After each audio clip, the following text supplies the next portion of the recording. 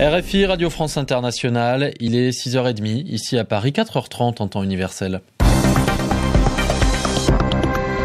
Xavier Besson. Bonjour à tous. L'actualité africaine ce matin, des habitants désemparés qui, faute d'autres solutions, préfèrent souvent fuir.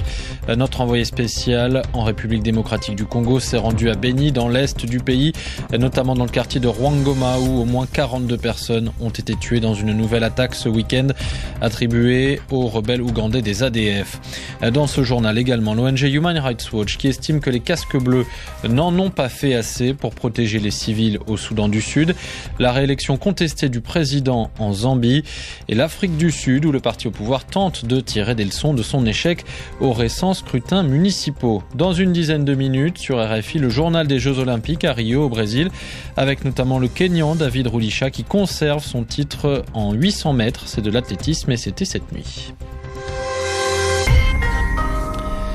La force de l'ONU a envoyé un représentant. Le gouvernement congolais doit y dépêcher une délégation à Beni, dans l'est de la RDC, où un nouveau massacre a été commis dans la nuit de samedi à dimanche. Aujourd'hui, des militaires congolais ont été déployés, notamment à Rwangoma, l'un des quartiers périphériques de la ville où les tueries ont eu lieu, tuant plusieurs dizaines de personnes. Rwangoma, où les habitants, fatigués et en colère, 2 ans après le début de ces massacres, attribués aux rebelles ougandais des ADF, où ses habitants ne savent plus vers qui se tourner. Nous sommes en colère, très en colère, parce qu'on vient de perdre beaucoup de gens. Nous avons des militaires, mais en tout cas, les militaires ne font pas leur service. Il faut la sécurité. Notre sécurité, ça dépend de nous-mêmes. Bon, les rebelles, ils ont des haches, les Kalachnikovs, mais bon, nous n'avons rien. Il faut que la MONUSCO quitte à Beni, qu'on sache que bon, nous sommes là seuls. Parce qu'ils sont là pour nous distraire. Après 4 jours, vous allez voir, ils vont sillonner avec les hélicos maintenant, après le départ des rebelles. Une chose que je regrette, le président était ici avant-hier là. Il nous a rassuré que la sécurité sera là, dans quelques matins. Mais avant que l'angle sèche, que le président a signé lui-même avec le président Museveni de l'Ouganda. Maintenant, nous voulons une situation pire. On ne peut pas comprendre ça. Les rebelles sont à 1 kilomètre de la ville, 1 kilomètre de la ville. Bon, comment expliquer ça? Si le gouvernement échoue l'opération, il faut éviter même les éléments étrangers. Les mercenaires, on peut louer les mercenaires.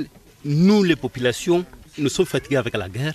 50 personnes tuées à la machette qui revenaient de leur champ. Au moment où nous avons des forces qui disent qu'ils sont ici pour nous protéger. Nous sommes fatigués, nous sommes fatigués. Des propos recueillis à Beni par notre envoyé spécial Sonia Rollet. Ces tueries donc dans la région de Beni sont attribuées aux rebelles ougandais des ADF, rébellion qui était active initialement en Ouganda et qui s'opposait au président Yoweri Museveni. Chassés hors du territoire ougandais, ces hommes opèrent désormais surtout dans l'est de la RDC. Charlotte Cossé, notre correspondante en Ouganda. Les ADF semblent se regrouper et s'entraîner dans la forêt congolaise avec l'intention de revenir en Ouganda, affirme Paulina Mai, la porte-parole de la police ougandaise. Elle réfute par ailleurs les informations dénonçant les intrusions des rebelles en Ouganda pour se ravitailler ainsi que pour recruter de nouveaux membres. L'armée ougandaise est toujours présente de manière importante à la frontière. Selon nos informations, elle serait aussi entraînée par des forces étrangères dans la montagne Rwenzori afin de mieux sécuriser cette zone stratégique. Malgré les réguliers accrochages avec l'armée congolaise, Paulina Mai assure que la collaboration entre les deux armées se fait sans souci. D'autre part, si les ADF ne sont plus actifs officiellement en Ouganda, le procès de l'ancien leader de la rébellion Jamil Mukulu est toujours très attendu. Arrêté en Tanzanie au printemps 2015, puis transféré en Ouganda, il a été inculpé pour crimes contre l'humanité et meurtre de masse. Mais l'avocat des droits de l'homme, Ladislas Rwakafuzi, demande à ce que sa présomption d'innocence soit respectée. Il dénonce notamment le fait que Jamil Mukulu soit depuis plus d'1 an entre les mains de la police ougandaise, sans avoir été transféré en prison, comme le prévoit la loi. Charlotte Cossé, Kampala, RFI. RFI, il est 7h34 à Djouba. Le changement de ton du président du Soudan du Sud, Salva Kiir, qui dit maintenant qu'il ne s'oppose pas au déploiement de casques bleus supplémentaires dans son pays. Déclaration hier devant le Parlement sud-soudanais à Djouba. Le président Salva Kiir qui demande dans le même temps plus de dialogue et plus de négociations négociations. Une prise de position qui intervient en tout cas après une résolution des Nations Unies menaçant le pays d'un embargo sur les armes. Le Soudan du Sud, où l'ONG Human Rights Watch estime que les Nations Unies n'en ont pas fait assez pour protéger les civils lors des affrontements dans la capitale il y a un mois, au mois de juillet. L'ONG dénonce des attaques aveugles de la part de l'armée gouvernementale, des agressions sexuelles, des viols collectifs et la passivité des casques bleus. Jonathan Pedneau est chercheur consultant pour Human Rights Watch. Il y a ce quartier en fait qui est à proximité de la base principale des Nations Unies à Djouba, qui a vu plusieurs cas d'exaction, plusieurs cas de violences sexuelles contre des femmes commis par des soldats à proximité des casques bleus qui, au moins dans un cas particulier, ne sont pas intervenus alors que des soldats kidnappaient littéralement une femme sous leurs yeux à quelques dizaines de mètres de leur position. Ça démontre assez bien également la réponse des Nations Unies à ces récents événements. Une réponse qui a été extrêmement lente, extrêmement gênée si on veut. On aurait pu s'attendre à une plus forte mobilisation de la part des casques bleus.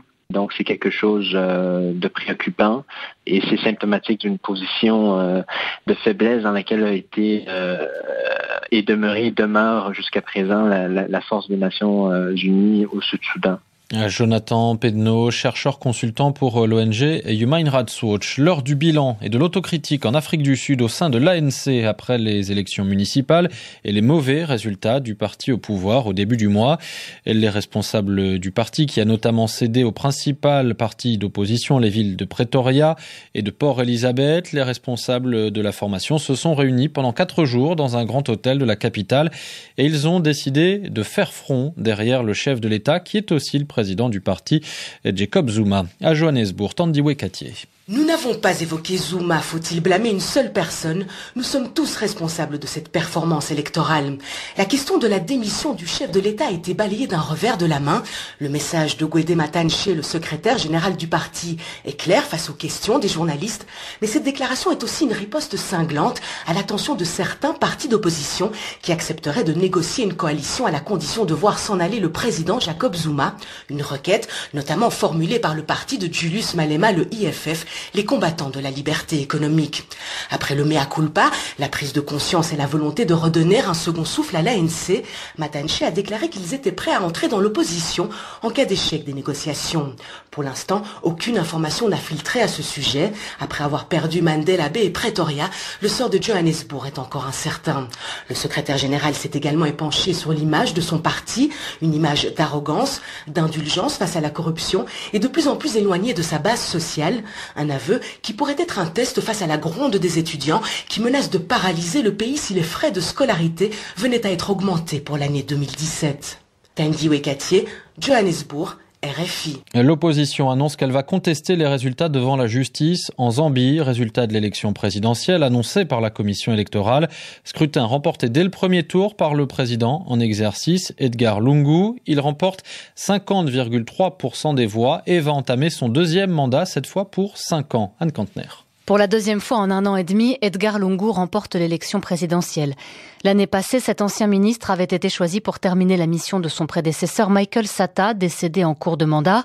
Cette fois-ci, Edgar Lungu remporte la présidence pour 5 ans et il accorde peu de crédit aux critiques de l'opposition. Son rival, Hakainde Hichilema, conteste le résultat, mais pour le parti du président, les opposants sont des pleurnichards qui se plaignent à chaque fois qu'il y a une élection. Un ton qui correspond bien à l'attitude d'Edgar Lungu ces dernières semaines. Pendant la campagne et dans un climat de tension, il avait dit à propos de l'opposition « S'ils me mettent au pied du mur, je suis prêt à sacrifier la démocratie pour la paix ». Nettement moins prometteur que l'année dernière, l'ancien avocat, ex-ministre de la Défense et de la Justice promettait alors de protéger les travailleurs dans la droite ligne de son prédécesseur très tourné vers les ouvriers. Mais depuis, des milliers de personnes ont perdu leur emploi. La Zambie souffre beaucoup de l'effondrement du cours du cuivre, sa principale ressource. Et les électeurs attendent beaucoup du président pour sauver l'économie du pays. L'actualité à Madagascar et ce conflit immobilier autour du quartier abattoir à Antananarive. La semaine dernière, un arrêté du ministère de l'Aménagement du Territoire a ordonné l'expulsion des habitants, des fonctionnaires de l'État qui travaillent pour le ministère de l'Élevage. Depuis, ces habitants tentent de faire annuler une décision qu'ils trouvent injustifiée. Voulana Razaf Manansou. Le quartier abattoir se situe en face du village de la Francophonie. 3 maisons sur 9 ont déjà été détruites. Selon l'arrêté d'expulsion, les occupants, des fonctionnaires de l'État qui travaillent pour le ministère de l'Élevage, sont sans droit ni titre. Sylvestre Razaf-Maef, avocat des habitants, réfute cet argument. Il y a un arrêté du ministère de l'Élevage qui les ont placés ici. Depuis 1990 jusqu'à ce jour, l'État a prélevé 5% de leur salaire pour l'occupation et l'attribution de ce cité. En 2010, le ministre a mis à disposition à ses occupants le cité de l'abattoir. Les résidents n'auraient reçu aucune indemnisation ni proposition de relogement. Ils souhaitent renouer le dialogue avec le ministère de l'Aménagement du Territoire. Pour le docteur Marcelin Bierman, représentant des habitants du quartier, l'affaire doit se régler en justice. Nous avons eu la convocation du tribunal de référé pour l'audience sur ce dossier. Sans comparaître à l'audience et sans attendre la décision du président du tribunal, le ministre, il a pris un arrêté ordonnant l'expulsion ou la destruction de nos maisons. Joint par téléphone, le ministre de l'Aménagement du Territoire, Narsson Rafidman, a déclaré qu'il était prêt à discuter et à trouver des solutions, sans préciser lesquelles. Il a également ajouté que les logements administratifs appartiennent à l'État. En conséquence, le bail terminé, les habitants ont l'obligation de partir. Voulen Razaf-Manansou, Antananarive, RFI. Antananarive, où il est 7h41, 6h41 ici à Paris. Afrique Matin sur RFI. Xavier Besson. À la question du terrorisme en Afrique, en Libye, au Nigeria, en Afrique de l'Ouest, on s'y intéresse dans 5 minutes avec notre invité ce matin, l'ancien ministre de la Défense du Mali, Soumeilou Boubèye Maïga. À venir aussi, la revue de presse des journaux africains, ce sera avec Dominique Bayard. Avant cela, tout de suite, les Jeux Olympiques.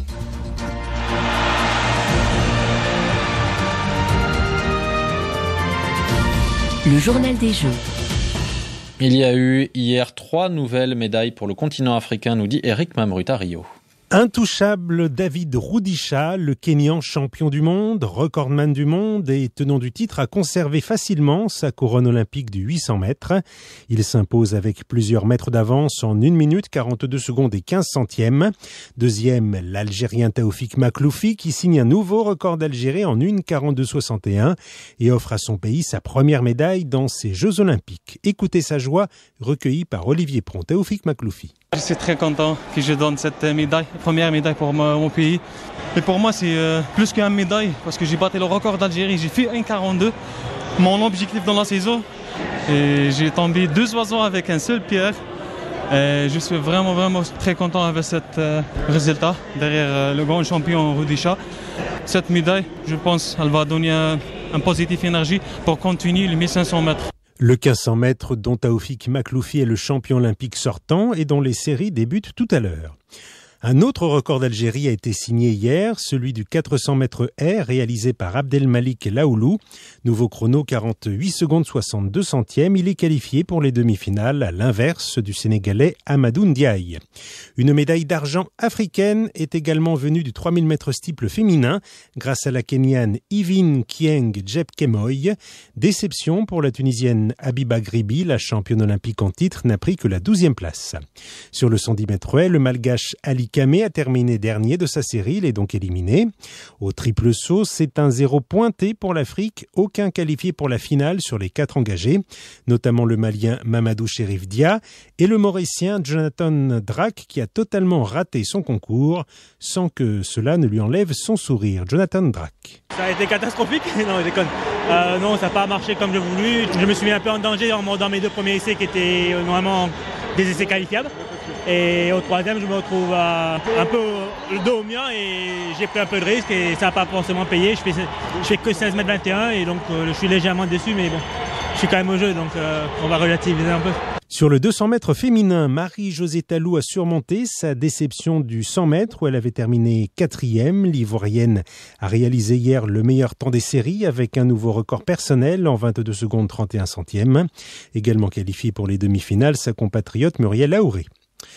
En boxe, pas de finale pour Mohamed Rabi. Le champion du monde des Walters a été battu en demi-finale par l'Ouzbek Shakram Giasov par décision unanime des 3 juges. Le Marocain doit donc se contenter de la médaille de bronze. Son compatriote Ashraf Karoubi s'est lui arrêté au 2e tour chez les mouches. Son bourreau, le Cubain Yosbani Veita, un adversaire beaucoup plus fort et expérimenté que lui. Ashraf Karoubi. C'est un bon combat, j'ai fait un bon match, malgré le boxeur cubain, il a encore une expérience, comme vous voyez. C'est difficile parce qu'il est très vite, et il a une longue main, voilà. C'est un champion du monde, il a beaucoup d'expérience, il a aussi un jeu olympique. Je pense qu'il a 200 combats internationaux par rapport à nous. Nous n'avons pas beaucoup d'expérience, mais ça fait de bien, ça me permet d'être bien les prochaines compétitions, Inch'Allah. Plus de réussite en revanche pour l'Algérien Mohamed Flissi, qualifié pour les quarts de finale après sa nette victoire sur le Bulgare Daniel Asenov. En handball, 4 défaites et un nul, tel est le bilan de l'équipe de Tunisie à Rio. La voilà donc éliminée, dernière de son groupe après un ultime revers face à la Croatie, 41-26. Dernière place et élimination également pour les basketteurs nigérians, battus lors de la 5e journée par le Brésil, 86-69. En volleyball, le tournoi de l'Égypte s'achève par une défaite, la 4e en 5 matchs, 3-7-0 face à l'Argentine. Enfin, Islam El Shebabi a été exclu des Jeux Olympiques par le CIO. Le judoka égyptien avait refusé de serrer la main de l'Israélien Or Sasson qui venait de le battre en poids lourd. Le comité olympique égyptien avait condamné cette attitude. Le journal des JO à Rio, c'était Eric Mamrud. Tout de suite, l'invité d'Afrique Matin. Notre invité qui est Soumeylou Boubèye Maïga, l'ancien ministre de la Défense du Mali. Aujourd'hui, il est expert pour l'Union africaine sur les questions de terrorisme et d'extrémisme violent.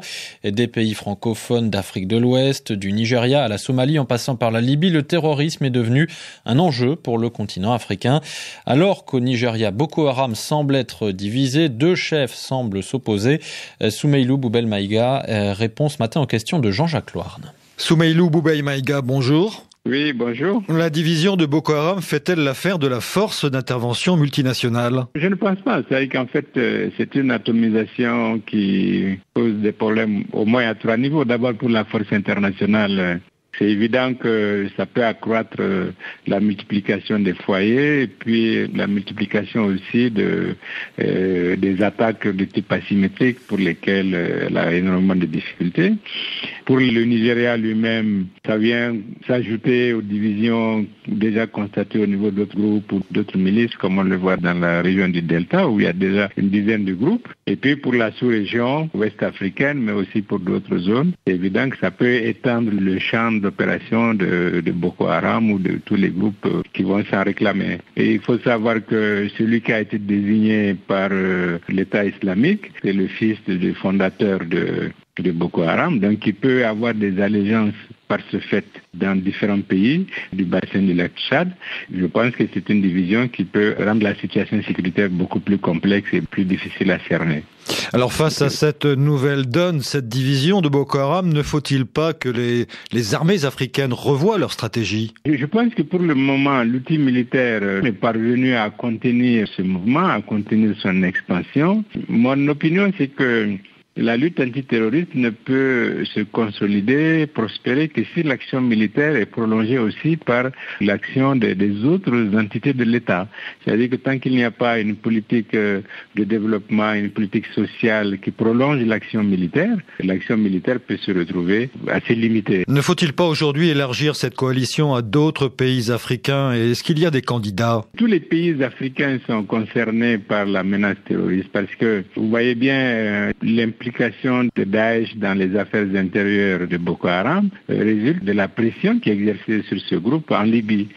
Parce que après les pressions exercées sur le front irako-syriaquien, les Syriens, on avait constaté qu'il y avait eu un transfert de combattants sur la Libye. Maintenant, avec les pressions qui s'exercent sur lui en Libye, ils vont avoir tendance à se déployer, à se disséminer dans le Sahel et puis dans d'autres pays d'Afrique de l'Ouest. Ce qui peut donner une sorte de jonction de différents fronts, parce que quand vous prenez l'axe ouest-est, vous avez Al-Qaïda, vous avez donc Boko Haram et vous avez à l'autre bout El-Shabaab. Et tout cela à travers des couloirs qui sont alimentés par le trafic d'armes, le trafic trafic de drogue, l'implication dans les flux migratoires. Mais c'est évident qu'il faudrait une coopération beaucoup plus renforcée, notamment en termes de renseignement entre les différents États. Et puis, chaque État renforce son dispositif sécuritaire et militaire, bien sûr, parce que la mutualisation ne peut avoir de succès que si elle s'appuie sur le renforcement des outils nationaux, quoi. Le Maroc va livrer du matériel militaire et sécuritaire à Niamey. Est-ce un simple geste, disons, diplomatique ou un véritable soutien ? Bon, c'est sûrement les deux à la fois. Alors, crise identitaire, crise économique, ne craignez-vous pas la montée d'un islam véritablement radical sur le continent ? J'ai tendance plutôt à dire que la radicalité s'est emparée de l'islam comme vecteur. Et aujourd'hui, on a donc une jeunesse qui manque de perspective parce qu'elle est confrontée à des problèmes d'insertion dans la société, d'insertion dans le tissu économique. Et cette exclusion de fait la rend mobilisable pour la violence politique. Et donc, l'islam, mais aussi d'autres types de canaux, peuvent apparaître comme les voies par lesquelles les jeunes essaient d'avoir accès au pouvoir politique, au pouvoir économique. Donc, c'est un défi presque civilisationnel pour les États. Et je pense que là aussi, nous devons avoir une sorte de réponse concertée. Nous avons affaire à des évolutions religieuses qui peuvent remettre en cause la cohésion de nos sociétés, qui sont des menaces à l'État-nation que les uns et les autres essaient de construire. Soumeilou Boubaï Maïga, merci. L'ancien ministre de la Défense du Mali était l'invité ce matin de Jean-Jacques Louarn. L'essentiel de l'actualité internationale de ce mardi 16 août en Syrie, alors que les combats se poursuivent à Alep depuis maintenant plusieurs semaines, la Russie annonce être proche d'un accord avec les États-Unis pour lancer une opération militaire conjointe. Jusqu'à présent, les deux pays soutenaient des camps opposés tout en continuant à discuter afin de trouver une solution politique. En Irak, les forces kurdes annoncent avoir repris au groupe État islamique une dizaine de villages au sud-est de Mossoul, la deuxième ville du pays. Cela dans le cadre d'une offensive entamée dimanche. Mossoul, qui est le seul centre urbain majeur toujours aux mains des djihadistes en Irak. Et puis, les États-Unis ont annoncé le transfert de 15 détenus de la prison de Guantanamo vers les Émirats arabes unis. Ce départ de 12 ressortissants yéménites et de 3 Afghans devrait porter à 61 le nombre total de suspects de terrorisme qui sont encore détenus sur la base que le président américain Barack Obama a promis de fermer. Dominique Bayard, bonjour. Bonjour à tous. La revue de presse des journaux africains. À la une ce matin, le massacre de Béni en République démocratique du Congo qui continue à susciter des commentaires critiques. La Prospérité, le quotidien de Kinshasa, donne la parole ce matin à l'opposition en publiant une tribune du G7 qui réunit 7 partis politiques congolais. Le G7 demande avec insistance au gouvernement de mettre davantage de moyens à la disposition des forces armées de la RDC et de renforcer sa coopération avec la MONUSCA, notamment comme cela fut le cas en Ituri. L'éditorialiste burkinabé de l'Observateur, Adama Ouedraogo Damis, se dit, lui, sidéré par de telles atrocités. Combien pu faire les pauvres pour en mériter pareille mort atroce ? On aurait encore compris si les cibles de ces sauvages avaient été des symboles de l'État. Béni devient une ville martyre. Et Adama Ouedraogo Damis de conclure, les assaillants auraient voulu faire la nique à Joseph Kabila, qu'il ne s'y serait pas pris autrement puisque leur forfait a été commis 3 jours seulement après la visite du chef de l'État. On se demande si Kabila, obnubilé par son désir de jouer les prolongations, a encore le temps de s'occuper des problèmes lancinants de son vaste pays. Fin de citation. Et nous serons d'ailleurs en direct de Béni dans un peu plus de 5 minutes avec notre envoyé spécial dans le prochain journal. À lire dans l'équipe, Dominique, un portrait du nouveau recordman du monde du 400 mètres en athlétisme, le Sud-Africain Wade van Niekerk, qui a décroché l'or dimanche à Rio de Janeiro. Alors Jean-Denis Coquart l'avait rencontré pendant son entraînement chez lui à Bloemfontein. Il nous raconte l'histoire d'un athlète aux multiples fêlures. J'étais très introverti, lui a-t-il confié. J'étais toujours mise à l'écart à l'école, mais ça m'a forgé le caractère. Sa mère, elle aussi, athlète, à cause de son métissage, a renoncé à ses ambitions à l'époque de l'apartheid. Elle se souvient d'un gringalet qu'elle devait défendre quand il se faisait chahuter au lycée. Il prend donc sa revanche sur les terrains, poursuit le journaliste, même s'il doit aussi se battre avec lui-même. Son corps lui a souvent pété entre les mains, d'où le titre de ce portrait, La mue de l'homme blessé. On apprend aussi en lisant l'équipe que c'est une autodidacte qui l'entraîne, Mami Bota, âgée de 74 ans. Walf, le quotidien sénégalais, rappelle que Van Niekerk, ce diamant venu de l'Afrique du Sud, est descendu en Jamaïque pour s'entraîner avec l'équipe d'Usain Bolt. Jeux olympiques toujours avec le bilan de la sélection guinéenne dans les pages du Populaire. JO Rio 2016, les athlètes guinéens remportent la médaille de la figuration, titre le journal en page intérieure. Les 5 représentants guinéens au rendez-vous planétaire de l'excellence sportive ne pouvaient que ça. Le journaliste regrette que ces sportifs inscrits notamment en judo, en natation, n'aient pu faire jeu égal avec ceux du Sénégal ou de la Côte d'Ivoire, où, poursuit-il, la politique sportive n'est pas reléguée au stade des vœux pieux. Et puis, selon le Populaire, la Guinée peut se consoler d'avoir réussi à attirer l'attention d'au moins 3 milliards de téléspectateurs lors de la cérémonie d'ouverture des Jeux à travers la voix suave de la chorégraphe et chanteuse Fanta Konaté. Elle est mariée à un Brésilien. Et pour terminer, Dominique, une histoire de trafic d'âne au Burkina Faso. L'exportation de la viande ou de la peau d'âne était inexistante avant 2015 et elle a explosé à cause de la demande asiatique, rapporte l'Observateur. Elle a atteint des sommets au 4e trimestre 2015, a révélé le ministre des Ressources animales, Somanango Koutou. Il précise qu'un circuit clandestin s'était développé avec des exportations 2 fois plus importantes. Si l'hécatombe devait se poursuivre, la disparition du cheptel était programmée pour fin 2019. Or, l'âne est encore un animal de trait indispensable pour les agriculteurs burkinabés. Le ministre a donc confirmé l'encadrement de l'abattage des équidés pris par décret début août, ainsi que l'interdiction totale de l'exportation. Des mesures qui ont provoqué un braiement de soulagement. C'est le titre de cet article signé Hugues Richard Sama. Merci Dominique Bayard. C'était la revue de presse des journaux africains. Revue de presse que vous pourrez retrouver sur notre site internet sur rfi.fr. Afrique Matin, restez avec nous. Le prochain journal, c'est dans un peu plus de 3 minutes. Nous serons notamment donc en direct de Béni, en RDC. Avant cela, on fait une petite pause et on se retrouve dans 30 secondes. À tout de suite. Autour de la question. Caroline Lachowski s'interroge avec les plus éminents chercheurs sur les mutations en cours dans nos sociétés et sur les évolutions de notre humanité. Aujourd'hui. Pourquoi étudier la transe chamanique? Comment percer le mystère de ces états modifiés de conscience? Qu'est-ce qui se joue dans le cerveau d'un chaman quand les neurosciences éclairent les transes? Autour de la question. Caroline Lachowski. Du lundi au vendredi, à partir de 14h10 TU. RFI.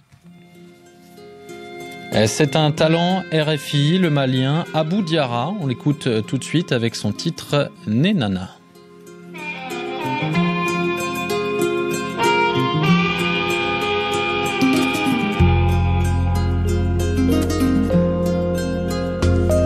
Manakela senela nenana unyanaje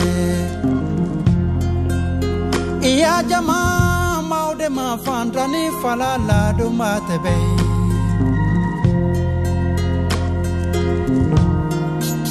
niya me koko te ko sala korode na sunguru ya bali ala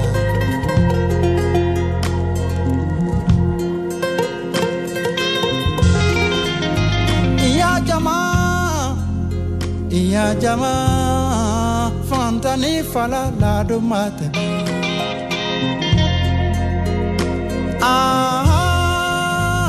la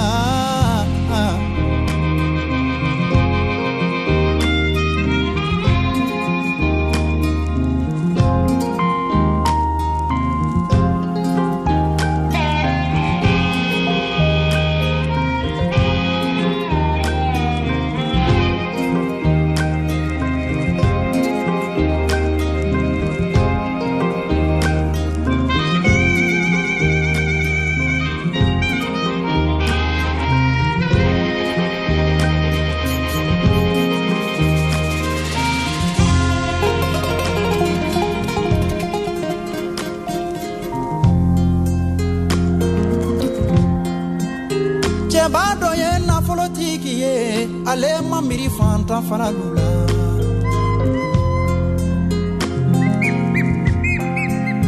muso do ye furuketiki ye ale ta ye wasobadi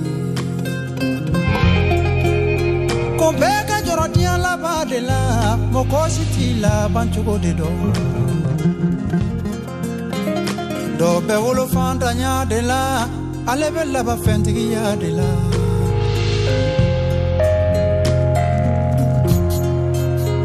dɔ bɛ wolo fɛntigiya de la ale bɛ laban fantanya de la